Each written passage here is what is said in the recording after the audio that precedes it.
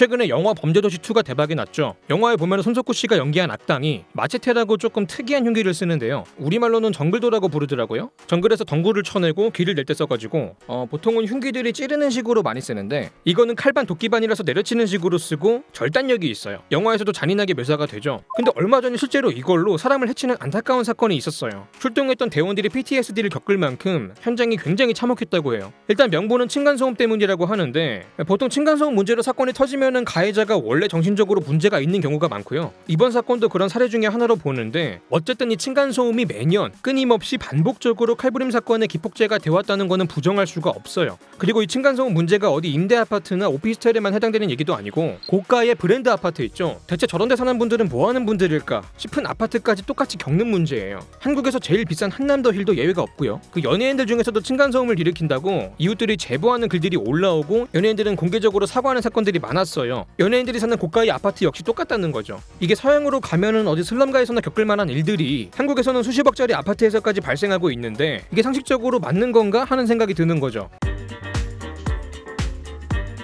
일단은 제일 답답한 부분이 뭐냐면은 법이나 제도가 많이 부족해요. 해서 문제를 양지에서 젠틀하게 원만하게 해결할 길이 없어요. 결국은 주민들끼리 갈등으로 풀어야 되다 보니까 감정의 골이 계속해서 깊어질 수밖에 없는 상황이고 개인적으로 복수하는 거 말고는 딱히 길이 없고 그게 더 강한 보복으로 돌아오고 극단적인 사건을 향해서 굴러갈 수밖에 없는 구조라는 거예요. 뭐 사람이 죽고 이런 사건이 터지고 나서야 경찰이 오고 예방이 아니라 사후 처리 방식으로 뒤늦게 법이 작동을 하는 거예요. 오죽하면은 법조인들이 층간소음을 겪어도 법으로 해결을 못해요. 전에 판사 하시던 분이 층간소음으로 고생을 하시다가 윗집이 타는 자동차 있죠. 그 타이어를 펑크를 냈어요. 손잡이에다가는 본드 바르고. 판사가 술에 절은 망나니 20대가 아니고요. 여기서 알 수 있는 게 두 가지가 있죠. 첫째, 배운 사람도 미쳐버릴 정도로 층간소음 스트레스가 상상을 초월한다. 둘째, 법조인도 법으로 해결할 방법이 없다. 때문에 제도권 밖으로 나가서 사적으로 보복을 할 수밖에 없는 그런 유혹들에 취약한 구조다라는 건데 그리고 층간소음 전문 변호사가 또 따로 있어요. 근데 이분들 중에서도 본인들이 당한 피해자가 또 있을 거 아니야. 그분한테 어떻게 해결을 했습니까? 이렇게 물어보니까요. 답이 없어가지고 이사를 갔다고 해요. 전문가도 이런 상황인 거예요.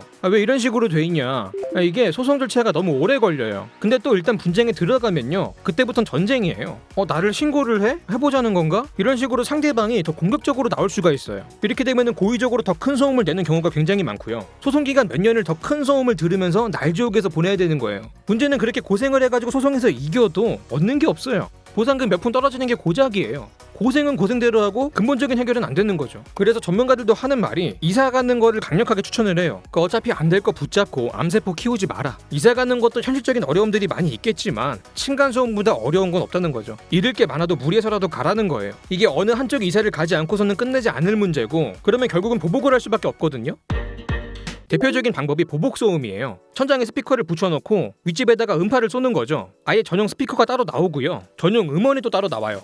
그 중에 또 비밀 병기로 취급을 받는 곡이 있죠. 이 분야에서는 약간 핵무기 같은 느낌인데 미궁이라고 굉장히 음산한 분위기의 곡인데 이게 옛날에 공포게임에서도 주제곡이었고 끝까지 들으면 죽는다 뭐 이런 미신까지 있었어요. 저 어릴 때는 가위바위보 해가지고 진 사람이 끝까지 듣기 뭐 이런 거 했었거든요. 이런 무시무시한 곡을 윗집에다가 싸대면은 진짜로 미쳐버리는 거예요. 말고도 화장실에서 담배를 펴가지고 환풍구 쪽으로 연기를 태워 올리기도 하고 협박성 쪽지를 붙이는 것도 많이 써먹고 있어요. 내가 징역살이 하다가 출소한 지 얼마 안 돼가지고 정신이 조금 이상하다. 다시 깜빵에 들어갈 일을 만들고 싶지 않으니까 좀 조심해달라. 뭐 이런 식으로 무서운 글을 써서 붙이니까 상대가 조용해지더라. 이런 사이다 썰이 공유가 되고 있어요. 읽을 때는 재밌죠. 통쾌하고 대리만족도 되고. 근데 이런 보복이 효과가 있으면 다행인데 문제는 역효과를 내는 경우가 많아요. 윗집에서 맞불을 놓기 시작하면 전쟁이 돼요. 서로 음파를 쏘기 시작하면서 이게 점점 더 커지고 소음 인플레이션이 발생하고 양적 완화가 되는 거죠. 그리고 애초에 이게 보복이 또 불법이에요. 신고도 잘 되고 처벌도 잘 받아요. 이게 참 웃긴 게 층간소음 피해자는 법의 보호를 못 받는데 반대로 피해자가 보복을 해버리면은 그게 법의 철퇴를 맞습니다. 피해자 입장에서는 나만 당하는 구조다 보니까 이게 미치는 거예요. 이 층간소음을 겪는 분들이 공통적으로 하는 말이 있어요. 안 당해본 사람은 절대로 모른다. 사람이 미쳐간다. 정신병이 생긴다. 이게 정상인도 비정상으로 만들어가지고 원래 문제가 있던 사람은 진짜로 문제를 일으키기도 하는 거죠. 보통 사회에서 받은 스트레스는 보금자리에서 휴식을 취하면서 풀어야 되는데 그래야 했을 집이 스트레스를 받는 장소가 되고 불면증이 오고 휴식이 불가능해지면서 신경 쇠약이 오고 정신질환까지 오는 게 층간소음의 기본적인 패턴이라고 보시면 될 것 같아요.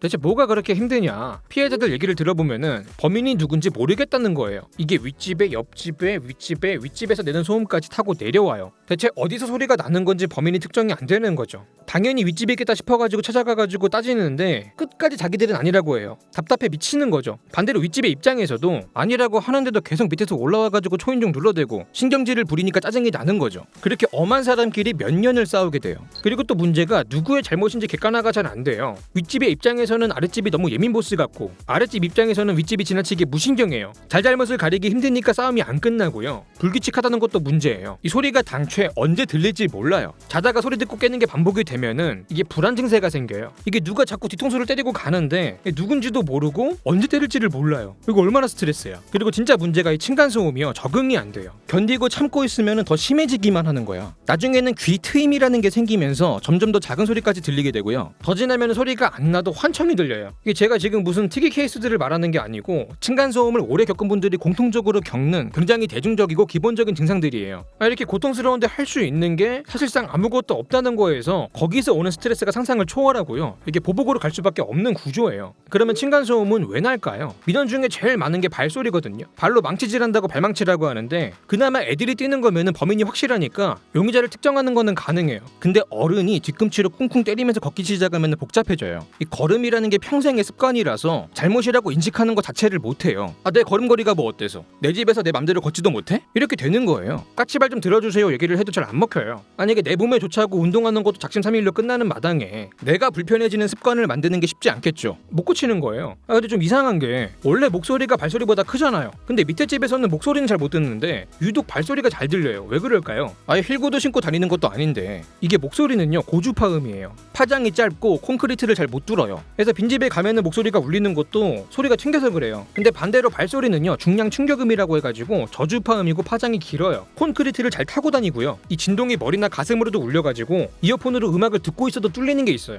그 대형 스피커 옆에 서보시면은 머리가 아픈 경험을 해보신 적 있을 거예요. 그 우퍼가 쏘는 진동이 저주파라서 그런 걸로 알고 있는데 참고로 보복할 때 쓰는 그 우퍼 스피커도 저주파를 쏘는 거죠. 결국은 발소리를 줄이려고 하면은 건축 단계에서 신경을 써야 되는데 한창 그 아파트를 올리던 시절에는 이런 거를 신경을 쓰지 않았겠죠. 삶의 질보다는 성장과 속도가 중요하던 시기였고 대량의 주택을 빠르게 공급을 하고 내 집을 마련하는 게 더 중요한 시기였거든요. 그렇게 소음 규제가 잘 안 돼 있을 때 아파트들이 다 올라간 거예요. 특히 문제로 지목을 많이 받는 게 아파트의 하중 구조인데 그게 기둥식이랑 벽식 두 가지가 있어요. 기둥식은 먼저 기둥을 세우고요. 이거를 보로 연결을 해요. 일종의 뼈대를 먼저 세우는 거죠. 여기에 벽이나 바닥, 천장을 덮는 건데 이 뼈대가 하중도 받고 진동까지 받으면서 소음이 분산이 되는 효과가 있어요. 덕분에 층간소음이 조금 덜해요. 반대로 벽식은요 뼈대가 없고요. 벽이 그 자체로 하중을 받고 있어요. 때문에 진동도 벽을 타고 그대로 전달이 되고요. 특히 벽이랑 바닥이 일체화가 돼 있다 보니까 소음이 바닥이랑 벽을 동시에 타면서 여러 세대를 거쳐가지고 전달이 되는 거예요. 그래서 몇 개 층 위에 소음이 들리는 거죠.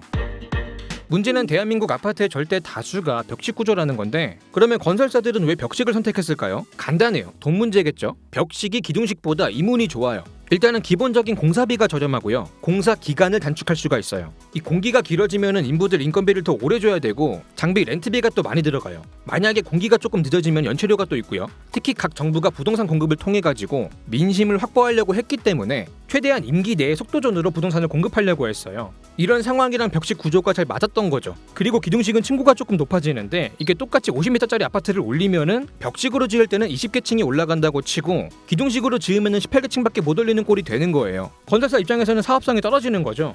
근데 뭐 다 알겠는데 이게 집이 싼 것도 아니고 분양가로 들어가도 몇 억이 우스운데 최소한의 품질은 갖추고 팔아야 되지 않겠냐. 대체 왜 10수억짜리 아파트까지 3계층 위에 소리까지 들어야 되는 거냐 이런 생각이 들거든요. 건설업계 얘기를 들어보면은 외국에서도 다 벽식 구조를 한다. 아파트는 어쩔 수 없는 거다 말을 하는데 아니 저 같은 일반인이 모르는 사정은 있겠지만 이렇게 단순 비교를 하면 안 될 것 같은 게 외국은 아파트가 기본 주거 형태가 아니거든요. 보통은 서민을 위한 주거 형태라서 저렴하게 나와요. 근데 한국의 아파트는 고급화가 돼 있잖아요. 엄청 비싸고. 그리고 이게 논란이 조금 있는 게 또 기둥식이 만능이 또 아니에요. 층간소음이 덜한 거지 없어지는 게 아니고요. 기둥식은 또 벽이 얇아가지고 벽간소음이 약해요. 위아래층 발소리는 지우는데 옆집 통화 소리를 듣는 거지. 결국은 아파트 그 자체가 문제다. 이런 얘기들이 또 많은데 사람들이 한 건물에 따닥따닥 붙어 살면은 뭘 해도 소리가 날 수밖에 없거든요. 세계 어디를 가든 아파트는 다 비슷하기는 해요. 우리처럼 칼부림이 반복이 되고 있고요. 이 절이 싫으면 중이 떠나라고 그렇게 소음이 싫고 못 견디겠으면은 단독주택으로 가라 이런 식으로 말을 하는데요. 문제는 한국이 아파트 공화국이라는 거죠.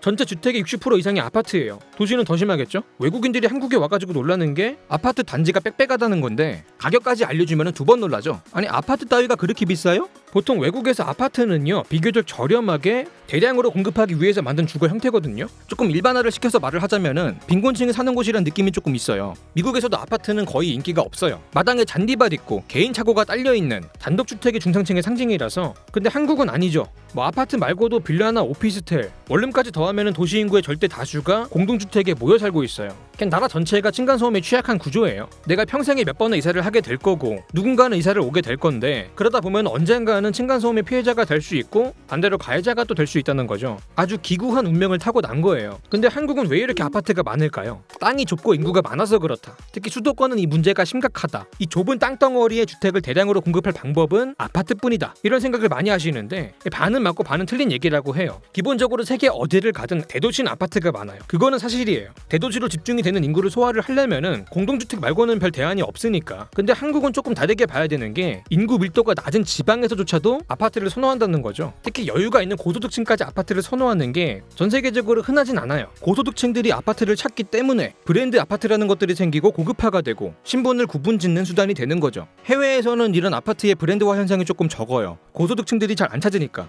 무엇보다 제일 큰 특징은 대단지 아파트가 많다는 거예요. 외국은 보통 아파트 규모가 작아요. 근데 우리는 왜 대단지를 선호할까? 이거는 우리의 경제 성장 방식이랑 조금 관련이 있는데 한국 전쟁이 끝나고 우리가 가난하다 보니까 최소한의 자원을 최대로 활용해가지고 단기간에 압축된 성장을 해야 됐어요. 때문에 성장과 효율에 초점을 맞추게 됐고 그 외의 것들은 전부 다 배제가 됐어요. 여기에는 뭐 인권이나 민주주의, 삶의 질 같은 것들이 포함이 됐죠. 당장 굶어 죽게 생겼으니까 그런 것들은 뒤로 미룬 건데 어쨌든 그렇게 경제를 성장시킬 수 있었고 인구는 증가하고 도시에는 주택이 부족했어요. 단기간에 대량의 주택을 공급을 해야 됐고 아파트는 좋은 선택지가 된 거죠. 그리고 아파트 대단지는 인프라나 행정력을 좁은 곳에다가 집중을 시킬 수가 있어요. 국가 입장에서는 비용을 절약할 수가 있는 거죠. 특히 대단지 아파트 같은 경우는 안에서 모든 걸 해결할 수 있기 때문에 일종의 자치도시 기능을 하고 있어요. 이러면 국가가 건설해야 되는 도시를 건설사가 대신 건설하는 꼴이 되는 거예요. 때문에 우리가 아파트를 살 때는 집만 사는 게 아니고 그 안팎의 도시 인프라를 같이 사는 거예요. 그래서 유독 한국만 아파트가 단독주택보다 비싸지는 거죠. 원래대로면 국가가 제공했어야 될 인프라를 국민들이 돈을 주고 사고 있는 꼴이다. 뭐 이런 주장이 있고 오랫동안 국가가 주도해가지고 개발이 된 만큼 아파트는 매력적인 상품이 됐어요. 인기가 많고 가격이 잘 붙어요. 그렇게 자산 증식의 수단이 되면서 더더욱 아파트를 선호하게 됐고요. 결국은 가격이 오를 만한 아파트를 산다는 거는 인프라가 좋은 아파트를 사는 상황이 됐고 인프라를 보는 게 제일 중요하니까 굳이 아파트 그 자체의 품질까지는 안 보는 거예요. 소비자가 품질을 보지 않으니까 공급자도 신경을 안 쓰겠죠. 층간소음 문제가 계속해서 방치가 되어 온 것도 소비자 입장에서도 돈이 안 되고 건설사 입장에서도 돈이 안 되기 때문이에요. 한편으로는 수십 년 동안 아파트를 개발하면서 단독주택은 도태가 됐겠죠. 싫으면 단독주택으로 가라 이렇게 말할 수가 없게 된 거예요. 단독주택은 인프라에서도 배제가 되고 인기가 없으니까 가격이 안 올라요. 아파트 다 오를 때 나만 안 오르면은 상대적으로 나만 가난해지는 거잖아. 이게 또 팔고 싶어도 잘 안 팔려요. 나중에 급하게 이사를 가고 싶어도 이사를 못 가요. 관리가 힘든 것도 유명하죠. 청소에 해충 구제에 하자 보수에 쓰레기 문제. 아파트에서는 당연하게 받던 서비스들인데 이게 싹 다 내가 해야 되는 일로 바뀌어요. 층간소음 없는 거 딱 하나만 보고 가자니 어차피 가면은 또 외부 소음이 있어요. 마당에서 막 바베큐 파티 하고 막 고성 방가하고 큰 개들이 짖고 막 그런다니까. 결국은 아파트에 살 수밖에 없는 나라인데 아파트가 고생스러운 거죠. 보다시피 층간소음도 결국은 압축 성장이 가져온 부작용 중에 하나다. 성장 과정에서 무시한 비용들을 한 번에 다 막고 있는 거다. 이렇게 보면 될 것 같은데 이제는 부작용들을 수정을 해야 되는 상황이다 해가지고 정부에서도 막 여러 가지 제도를 만들기도 하고 노력을 하고 있어요. 근데 이미 규제가 만들어지기 전에 대부분의 아파트들이 다 지어진 상태고 이거를 단기간에 뜯어 고칠 수가 없잖아요. 쉽게 해결하기는 어려운 문제가 되는 거죠. 자, 오늘 영상 여기까지고요. 지금까지 지식한 입의 한입만이었습니다.